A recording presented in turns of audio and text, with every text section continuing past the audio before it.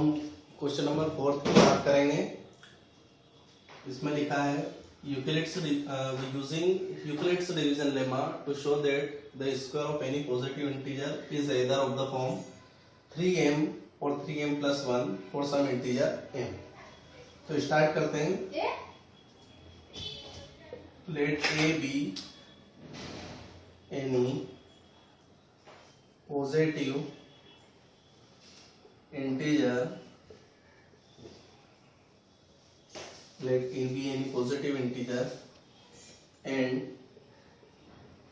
b is equal to 3। b यहाँ पर 3 इसलिए रखा है क्योंकि क्वेश्चन में हमें 3m दिया हुआ है। ठीक है, तो अब आगे देखते हैं। According to division lemma, according to division lemma क्या होता है? A equal to BQ plus R, where R is greater than equal to 0 but less than B। अब क्या करेंगे? पुट करेंगे वैल्यू किसकी? B की। तो put B is equal to 3। तो A equal to 3Q plus R, where 0 is less than R is less than 3। B की जगह कितना आ गया? 3। अब यहाँ पर आप देख रहे हो कि यहाँ पर हमें 3 पॉसिबल वैल्यू मिल सकती है। कौन कौन सी? तो यहाँ लिखेंगे हम possible value for remainder is कौन कौन सी? 0, 1 एंड 2। 3 इसलिए ले सकते हैं बेटा क्योंकि 3 से छोटा है यार। ठीक है, तो यहाँ पर हम 2 तक लेंगे। अब आगे देखते हैं। अगर पॉसिबल वैल्यू आ गई हमारे रिमाइंडर की तो a क्या बन जाएगा? a बिकम्स बनेगा आपका 3q और 3q plus 1 और 3q plus 2। ये आपका क्या बन जाएगा? a। अब इसको हम आगे सोल्व करेंगे। अब हम क्या करेंगे? स्क्वायरिंग करेंगे। तो स्क्वायरिंग ऑन बोथ साइड। अब ये बोथ साइड कहां से आया? तो a के इक्वल में जो चल रहा है ना उसके लिए। तो a बिकम्स a के इक्वल में ये है, a के इक्वल में ये है और a के इक्वल में ये। तो स्क्वायरिंग करेंगे तो मिलेगा a स्क्वायर बराबरी पर पहले वाले के लिए मिलेगा 3q स्क्वायर। इसे ओपन करते हैं, ये हो जाएगा a स्क्वायर बराबर 9q स्क्वायर। और आगे सोल्व करते हैं। a स्क्वायर बराबर 9 को हम लिख सकते हैं 3q, 3 ब्रैकेट में 3q का स्क्वायर। हम यहाँ पर लिखेंगे वेयर 3q स्क्वायर बराबर m and m is some integer. यानी कि ये जो ब्रैकेट में वैल्यू है हमारे पास स्क्वायर के फॉर्म में, ये किसके बराबर हो जाएगी? m के बराबर, क्योंकि क्वेश्चन में ही बोला गया है कि m एक कोई भी इंटीजर हो सकता है। तो ये हमने एक इंटीजर मान लिया पूरा 3q स्क्वायर। तो ये किसके इक्वल में रख देंगे हम? m के इक्वल में। आया समझ में इतना सभी को? तो आपका यहाँ से जो स्टेप है वो बन गया आपका a स्क्वायर बराबर 3m। ये पहला हमें फॉर्मेट मिल गया है। अब दूसरे की बात करें तो a स्क्वायर बराबरी पर 3q plus 1 का होल स्क्वायर। अब a plus b का होल स्क्वायर यहाँ पर लगेगा। अगर नहीं याद हो तो मैं यहाँ लिख देता हूँ आपको। a plus b का whole square, a square plus 2ab plus b square. ठीक है, आया इतना समझ में? अब यहाँ पर इसके स्क्वायरिंग खोलेंगे तो क्या होता है वो मैंने वहां लिख दिया है सामने। ये हो जाएगा 9q square plus 6q plus 1। ठीक है, अब इसको और आगे अगर हम सोल्व करेंगे तो ये बन जाएगा a स्क्वायर इक्वल, यहाँ से हम क्या कॉमन ले सकते हैं? 3। ये हो गया 3q square plus 2q plus 1। ये प्लस 1 हमने बाहर कर दिया ब्रैकेट के। ठीक है, तो यहाँ पर वापस से हम इस 3q स्क्वायर प्लस 2q को क्या लिख सकते हैं? तो हम लिखते हैं where 3q square plus 2q बराबरी पर m and m is some integer। इतना आया सभी को समझ में कि नहीं आया बेटा? तो यहाँ पर हो जाएगा आपका 3m+1। ये एक और फॉर्मेट मिल गया है। अब थर्ड वाला बचा है, वो मैं आपको यहाँ पर करके बता देता हूँ। थर्ड वाला और सोल्व कर लेते हैं हम। अच्छे से समझ में आया होगा आपको ये वाला क्वेश्चन। आगे इस क्वेश्चन में कोई दिक्कत नहीं आएगी आपको। मैं आपको करके बता देता हूँ इसको आगे। तो देखा बेटा, यहाँ पर आप आगे हो जाएगा आपका जो लास्ट वाला है, a² बराबरी पर इक्वल 3q+2 का होल स्क्वायर। a² बराबरी पर 3q को लिख सकते हैं 9q² प्लस 12q+4। तो यहाँ पर हो जाएगा a² इक्वल टू, अगर हम यहाँ से इस 4 को 3+1 लिख दें, इसको इसलिए लिखा है क्योंकि इन तीनों में से क्या कॉमन आ जाएगा? 3। तो यहाँ पर a² इक्वल टू 3 ब्रैकेट में 3q² प्लस 4q प्लस 1, और ये +1 आपका बाहर। अब वापिस से इस पूरे को क्या लिखेंगे हम? Where 3q² plus 4q plus 1 equal to m, and m is some integer. इतना सभी को आया समझ में? देख लीजिए एक बार, ये सभी को समझ में आया होगा अच्छे से। अब इसके आगे की बात करते हैं हम। तो आगे हम लिखेंगे एक स्टेप। हम लिखते हैं सबसे पहले यहाँ पर a² इक्वल टू 3m+1। ये भी वही फॉर्मेट है जो इससे पहले हमें सोल्व करने पर मिला है, ठीक है। अब यहाँ पर हम लिख देते हैं फ्रॉम अबव कंक्लूजन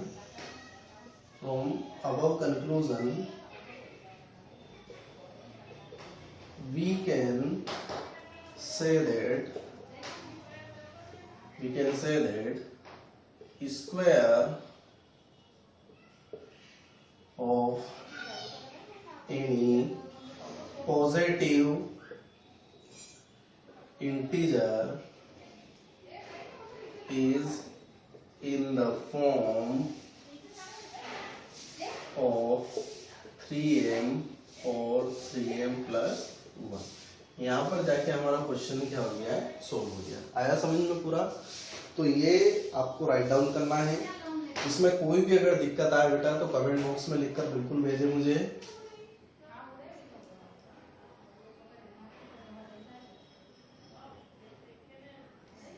इसके बाद हम क्वेश्चन नंबर 5 नहीं देखेंगे, क्योंकि क्वेश्चन नंबर 5 पूरा एज इट इज इसी के जैसा है। इसमें हमने स्क्वायर को सोल्व किया है, उसमें हम क्यूब को सोल्व करेंगे। तो जैसे यहाँ पर ये पूरा फॉर्मेट हमने निकाला था यहाँ तक तो सेम आएगा। बस इस इक्वेशन में हम यहाँ पर क्या लगा देंगे? क्यूब लगा देंगे। आया समझ में? तो क्यूब के फॉर्मेट में आपको 9m+1 और 9m+8 निकालना होगा। तो वहां पर हम क्या करेंगे? वहां पर कॉमन निकालेंगे। किसको कॉमन निकालेंगे? तो वहां पर भी हम किसको कॉमन निकालेंगे? 9 को कॉमन निकालेंगे, क्योंकि हमें 9m फॉर्म में चाहिए होगा, ठीक है। तो अगर वो समझ में नहीं आता है तो आप कमेंट बॉक्स में लिख के बिल्कुल भेजेंगे सर क्वेश्चन नंबर 5 भी आप करके बताएं, तो मैं आपको वो भी करके बता दूंगा, ठीक है। ये राइट डाउन कर लो आप। अब हम देखेंगे एक्सरसाइज नंबर 1.2 का पहला क्वेश्चन। हमने एक्सरसाइज 1.1 खत्म कर ली है। अब हम देखते हैं पहला क्वेश्चन क्या है। पहले क्वेश्चन में आपको बोला है express 140 as a product of its prime factors, यानी कि 140 को आपको प्राइम फैक्टर्स में बताना है। किसमें? प्राइम फैक्टर्स में। पर वो कैसे होना चाहिए? प्रोडक्ट के फॉर्म में होना चाहिए, मतलब मल्टीप्लाई के फॉर्म में होना चाहिए। तो हम 140 के प्राइम फैक्टर निकालते हैं, ठीक है। हमने ये निकाले प्राइम फैक्टर। 2 से 70, अगेन 2 डिवाइड किया 35, फिर 5 7, यहाँ पर 7 बन जाए 7, ठीक है। तो फैक्टर्स आए आपके किसके? 140 के फैक्टर्स आ गए आपके पास 2 मल्टीप्लाई 2 मल्टीप्लाई 5 मल्टीप्लाई 7। तो इसको हम कैसा लिख सकते हैं? इसको हम लिख सकते हैं 2 की पावर 2 मल्टीप्लाई 5 की पावर 1 एंड 7 की पावर 1। आप देख रहे होंगे कि प्रोडक्ट के फॉर्म में भी आ चुका है, वो प्राइम फैक्टर्स भी हो चुके हैं। ये प्राइम नंबर्स हैं। आया समझ में सभी को? तो ये प्राइम फैक्टर्स भी हो गए हैं। तो आपका क्वेश्चन नंबर फर्स्ट खत्म हो गया है। अब हम देखेंगे क्वेश्चन नंबर सेकंड। ये राइट डाउन कर लो आप। हम देखते हैं question number second. Find the LCM and HCF of 26 and 91 and verify that LCM into HCF equal to product of the two numbers. ठीक है, तो यहाँ पर आपको क्या निकालना है, एलसीएम और एचसीएफ निकालना है, साथ ही साथ आपको इसके वेरिफिकेशन भी करना है, यानी वेरीफाई भी करना है। किस प्रॉपर्टी के थ्रू, तो LCM into HCF equal to product of the two numbers. अब यहाँ पर सबसे पहले हम एलसीएम फाइंड करेंगे, तो नंबर कौन कौन से हमारे पास 26 एंड 91। हम दोनों का पहले प्राइम फैक्टर निकाल लेते हैं। आया समझ में सभी को? ये निकाला 7 13 13 1, ये हमने प्राइम फैक्टर्स निकाल लिए। इनको लिख लेते हैं अलग। 26 का लिखा हमने 2 इंटू 13, 91 का हम लिख रहे हैं 7 इंटू 13। अब हम बात करें पहले एचसीएफ की। चलो एचसीएफ निकाल लेते हैं, आसान होगा। तो एचसीएफ क्या होता है, सभी को पता है, हाईएस्ट कॉमन फैक्टर। तो इनमें सबसे ज्यादा कॉमन कौन सा दिख रहा है, 13, तो हमारा एचसीएफ तो हो गया 13। ठीक है, आया समझ में? अब बात करें हम एलसीएम की, तो एलसीएम होता है non common factor, non common factor multiply common factor.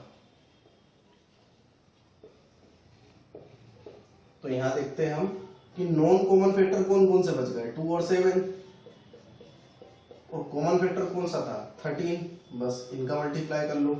2 7 जा 14, 14 इंटू 3 42 का 2, कैरी आया 4, 14 में जब 14 और 182, तो हमारा नंबर आ गया 182। इतना आया समझ में? ये हमारा एलसीएम आ गया। अब हमें क्या करना है, वेरीफाई करना है प्रॉपर्टी। ठीक है, तो हम वेरीफाई करते हैं, लिखेंगे फॉर वेरिफिकेशन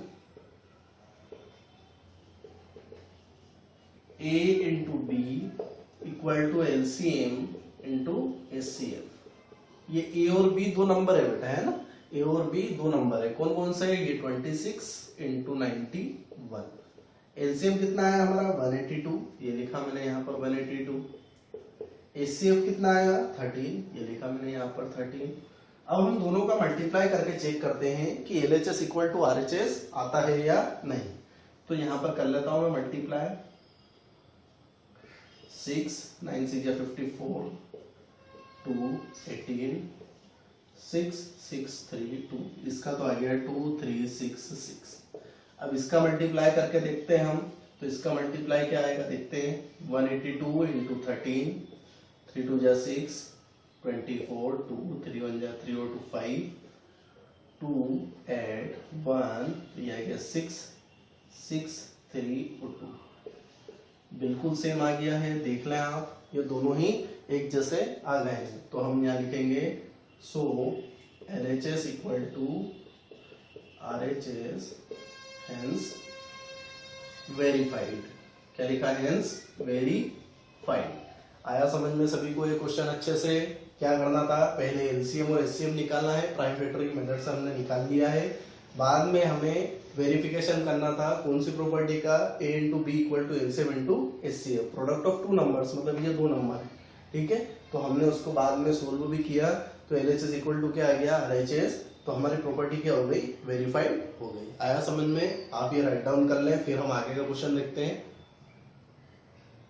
अब हम देखेंगे क्वेश्चन नंबर 4। क्वेश्चन नंबर 3 मैंने छुड़वाया है, उसमें एलसीएम और एचसीएफ ही निकालना है प्राइम फैक्टराइजेशन की मेथड से, इसलिए मैंने वो क्वेश्चन नेग्लेक्ट कर दिया है। आप उस क्वेश्चन को सोल्व करेंगे। अगर समझ में नहीं आता है तो कमेंट बॉक्स में आप मुझे लिखकर भेजें कि सर ये क्वेश्चन हमें समझ में नहीं आया है, तो मैं उसके लिए भी एक अलग वीडियो बना दूंगा। ठीक है, अब हम यहाँ पर देखेंगे क्वेश्चन नंबर 4। क्या बोला है, गिवन दैट एचसीएफ 306 और 657 का कितना है 9। हमें क्या फाइंड करना है, एलसीएम किसका, 306 और 657 का। अभी जो प्रॉपर्टी हमने वेरीफाइड की थी वही यहां पर लगेगी, तो मैं डायरेक्ट लिख देता हूं, product of two numbers is equal to product of their LCM and HCF. ठीक है, प्रोडक्ट ऑफ टू नंबर्स, कौन कौन से नंबर है हमारे पास, 306 मल्टीप्लाई 657। प्रोडक्ट बोला है मतलब मल्टीप्लाई बोला है। एलसीएम निकालना है तो एलसीएम लिख लेते हैं, एचसीएफ दिया हुआ है कितना 9, आया समझ में। तो मल्टीप्लाई का 9 अगर इक्वल के लेफ्ट हैंड साइड आएगा तो अपॉन में क्या आ जाएगा 9, यानी कि मल्टीप्लाई पे डिवाइड में पहुंच जाएगा। ठीक है, अब इसको हम डिवाइड करके देखते हैं कितनी बार में, 9 7 जा 63, 9 3 जा 27, तो हमारे पास नंबर आया 306 multiply 73 equal to LCM. Multiply करके देखते हैं 306 और 73 को, 3 6 18 कैरी 1 तो 1, 3 3 जा 9, 7 6 जा 42 का 2 कैरी 4 तो 4 का 4, 7 3 जा 21, 8 3 3 2 2, तो हमारा आंसर आया 2 2 3 3 8 इक्वल टू एलसीएम।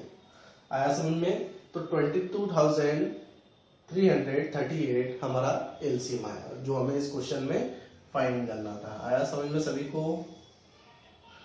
अब बात करें हम नेक्स्ट क्वेश्चन की, जो कि बहुत अच्छा क्वेश्चन है। आपको मैं एक एक स्टेप वाइज समझाऊंगा, आपको बहुत आसान लगेगा ये क्वेश्चन, आप देखेंगे और आपको समझ में आ जाएगा। ठीक है, सबसे पहले यहाँ क्वेश्चन देख लेते हैं क्या है। Check whether 6n can add with the digit 0 for any natural number. कोई भी नेचुरल नंबर अगर होगा n, तो क्या 6 की पावर n के फॉर्म में वो लास्ट में डिजिट 0 देगा। हमें ये बताना है कि ये देगा या नहीं देगा। ठीक है, तो हम क्या करेंगे, यहाँ पर सबसे पहले स्टार्ट करते हैं। If the last digit is 0, then there must be a number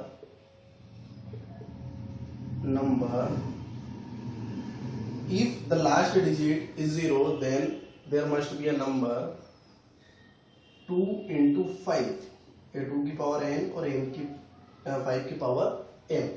अब ये क्या है, तो ये दोनों क्या है, n and m are positive integers. ठीक है, अगर लास्ट में डिजिट 0 होगी, है ना, तो लास्ट में डिजिट 0 कब हो सकती है बेटा, जब वो 2 into 5 के फॉर्म में हो। आया समझ में, क्योंकि 2 into 5 करेंगे 10 हो जाएगा। 2 की पावर अगर हम 3 कर दे और 5 की पावर 1 कर दे, तब भी आप देखोगे तो आपको लास्ट में 0 मिलेगा। तो ये सब मैं आपको यहाँ पर दिखा देता हूँ एग्जांपल के थ्रू। अगर 2 की पावर 2 कर दिया, 5 की पावर 1 कर दिया, तो 2 2 जा 4, 5 की पावर 1 5, 4 5 जा 20, देखो 0 आ गया। अगर 2 की पावर 3 कर दिया, 5 की पावर 2 कर दिया, तो 2 की पावर 3 कितना 8, 5 की पावर 2 कितना 25, 25 8 से कितना होता है सभी को पता है 200, 200, देखो फिर 0 आ गया। यानी कि अगर हम इस फॉर्मेट में लिखेंगे तो हमें लास्ट में डिजिट 0 मिलेगा। अब हम क्या करते हैं, हम 6n का फॉर्मेट निकाल के देखते हैं कि 6n क्या देगा। therefore 6n is equal to 2 into 3, है ना, 2 into 3 की whole power n, which can be written as 2 की पावर n into 3 की पावर n। अब देखो आपको खुद को दिख रहा है कि यहाँ पर एक फैक्टर तो सेम है 2 की पावर n, बट 5 की पावर m है क्या वहां पर, नहीं है। तो हम क्या लिखेंगे, there is one factor 2 की पावर n exist but 5 की power m do not exist, hence we can say that 6 की पावर n cannot end with the digit 0। हो गया आसान। देखो आपको क्वेश्चन मैंने बहुत इजी तरीके से समझा दिया आपको कि अगर 0 चाहिए लास्ट डिजिट में, तो वहां पर कौन सा नंबर होना जरूरी है, 2 की पावर n इंटू 5 की पावर n के फॉर्म में नंबर होना जरूरी है। अगर ये दोनों नंबर नहीं रहेंगे तो वहां पर 0 नहीं मिलेगा। Therefore 6n के फैक्टर किए तो 2 into 3 की whole power n which can be written as, हम उसको ऐसा लिख सकते हैं 2 की पावर n into 3 की पावर n। ये बेटा एक आइडेंटिटी है जो कि आपने क्लास 6 में पढ़ी होगी, ठीक है। मैं बता देता हूँ, a into b की पावर m को हम a की पावर m into b की पावर m लिख सकते हैं। आया समझ में सभी को कि नहीं आया? तो ये आइडेंटिटी जो है ये कौन सी क्लास की आइडेंटिटी है? 6th क्लास की आइडेंटिटी है। मैंने यहाँ पर आपको बता भी दी है। फिर आगे लिखा है there is one factor to exist, यानी कि एक फैक्टर एग्जिस्ट कर रहा है but 5m do not exist, मतलब 5m नहीं कर रहा है एग्जिस्ट। तो हम क्या लिखेंगे? Hence we can say that 6 की पावर n can not end with the digit 0, यानी 6 की पावर n जो है वो डिजिट 0 से एंड नहीं होगी। आया समझ में सभी को बेटा? ये भी राइट डाउन कर लो आप, अच्छे से समझ में आया होगा क्वेश्चन। इसके बाद हम बात करेंगे नेक्स्ट क्वेश्चन की। अब हम देखते हैं क्वेश्चन नंबर 6 एक्सरसाइज नंबर 1.2 का। क्या बोला है बेटा इसमें? Explain why 7 into 11 into 13 plus 13 and 7 into 6 into 5 into 4 into 3 into 2 into 1 plus 5 are composite number। यानी कि हमें इनको बताना है कि ये कंपोजिट नंबर है या नहीं। सबसे पहली बात कि कंपोजिट नंबर क्या होते हैं मैं आपको बता देता हूँ। कंपोजिट नंबर यानी कि जिसके दो या दो से अधिक फैक्टर होते हैं वो सारे नंबर्स क्या कहलाते हैं? कंपोजिट नंबर कहलाते हैं। दो से अधिक फैक्टर होना चाहिए, है ना, दो से अधिक फैक्टर। यानी कि मैं एक नंबर बता देता हूँ, पहले 8 लिखा मैंने, तो इसके अगर फैक्टर करेंगे तो 1 2 4 एंड 8, तो दो से अधिक फैक्टर है बेटा, ठीक है, दो से अधिक फैक्टर है, यानी कि ये नंबर कैसा नंबर है? कंपोजिट नंबर है। आया समझ में सभी को कि नहीं आया? अब हम बात करें इस क्वेश्चन की। तो क्वेश्चन में आपको बोला है कि ये कंपोजिट नंबर है कि नहीं, तो हम सबसे पहले इसी को लिख लेते हैं। ये लिख लिया मैंने। अब हम क्या करेंगे? कॉमन लेंगे दोनों में से 13। यहाँ पर मैं इसको 13 into 1 लिख देता हूँ ताकि आपको समझने में आसानी हो। तो यहाँ लिख रहे हैं 7 into 11 प्लस 1 और कॉमन क्या लिया मैंने? 13। आया समझ में सभी को? इसको सोल्व करेंगे तो ये हो जाएगा 77 प्लस 1 इंटू 13, इसका हो जाएगा 78 इंटू 13। 78 को क्या लिख सकते हैं? 6 इंटू 13 इंटू 13। 6 को क्या लिख सकते हैं? 2 इंटू 3 इंटू 13 इंटू 13। इतना आया समझ में कि नहीं आया? सभी को अच्छे से आया होगा समझ में। अब आप खुद देख रहे हैं कि यहाँ पर फैक्टर कौन कौन सा आएगा? 2 3 13 और एक 1 हमेशा रहता है ना। तो यहाँ पर कितना फैक्टर होगा बेटा? यहाँ पर 4 फैक्टर होगा।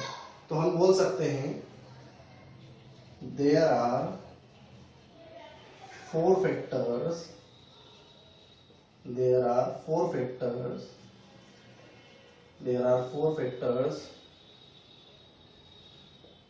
which are as follows: 1, 2, 13, 3 and 13। तो 4 फैक्टर अगर हो गए तो ये तो कंपोजिट नंबर है। तो हम कह सकते हैं then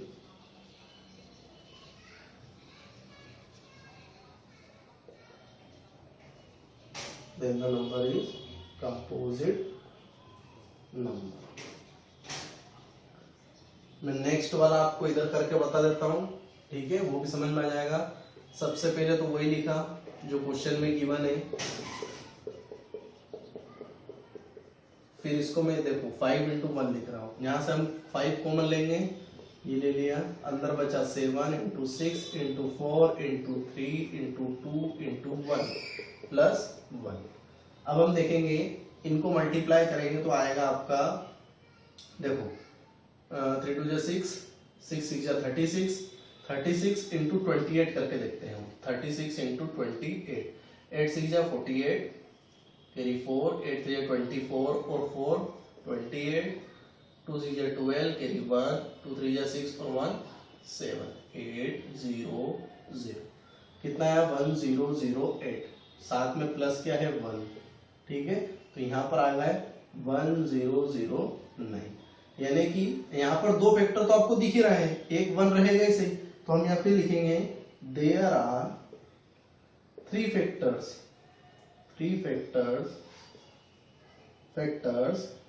which can be written as 1, 5 and 1, 0, 0, 9. So the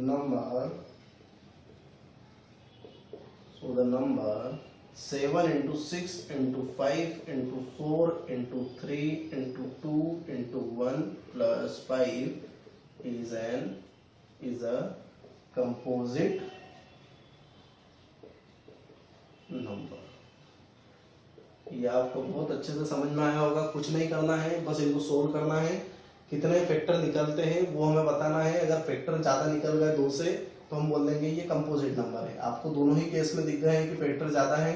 यहाँ पर 2 into 3 into 13 into 13 निकला था, यहाँ पर निकला 5 into 1, 0, 0, 9। और 1 हमेशा हर एक नंबर का फैक्टर होता है, इसलिए 3 फैक्टर यहाँ पर भी हो गए, तो ये भी कंपोजिट नंबर है, ये भी कंपोजिट नंबर है।